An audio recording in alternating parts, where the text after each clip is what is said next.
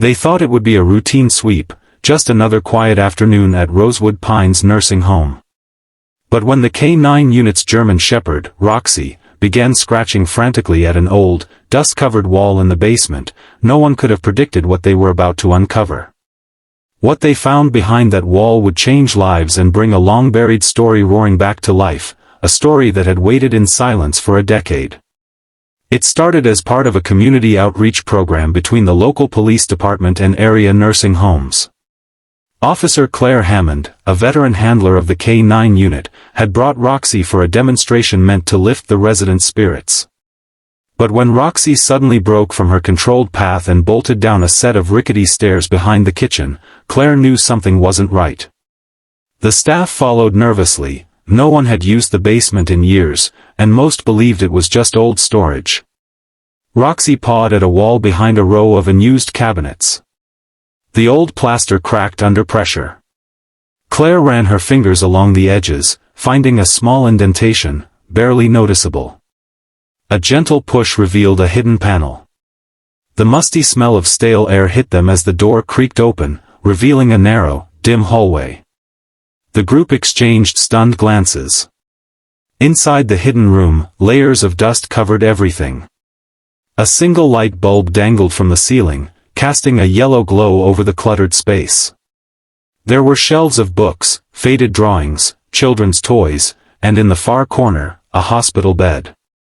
Lying in it was a frail man, alive, but barely. He looked up, blinking through crusted lashes, his voice a whisper, "Is it morning already?" The nursing staff gasped. The man had no identification, only a name scrawled on a faded medical chart, Thomas Abernathy. He'd been declared missing in 2015.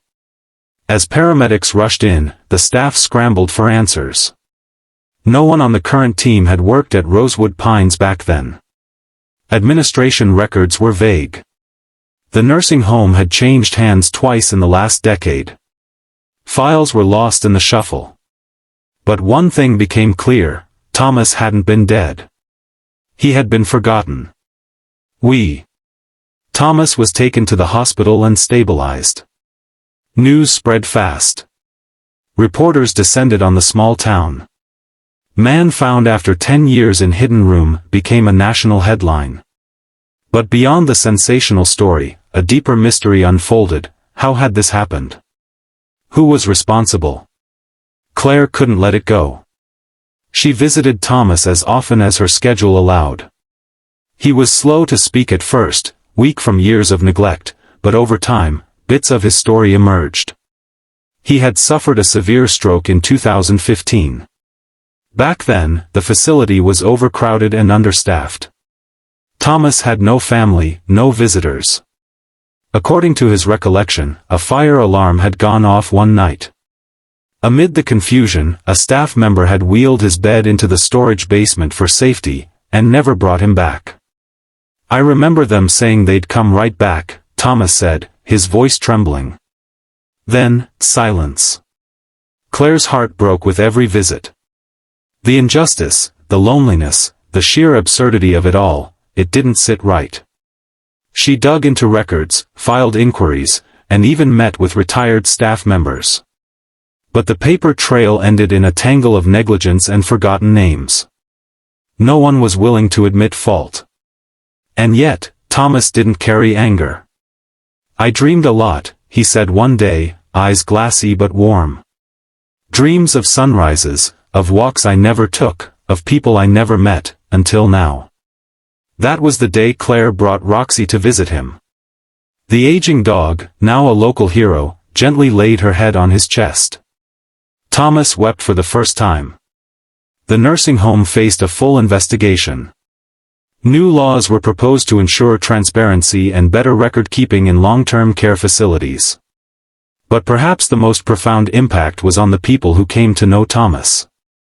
The local community rallied around him. A group of high school volunteers painted a mural in his hospital room, images of birds, sunlight, and fields. Former nurses, racked with guilt, came forward to help care for him. And Claire? She led a campaign to have a new wing of the facility named Abernathy House, a place where no one would ever be forgotten again. Thomas never fully recovered physically.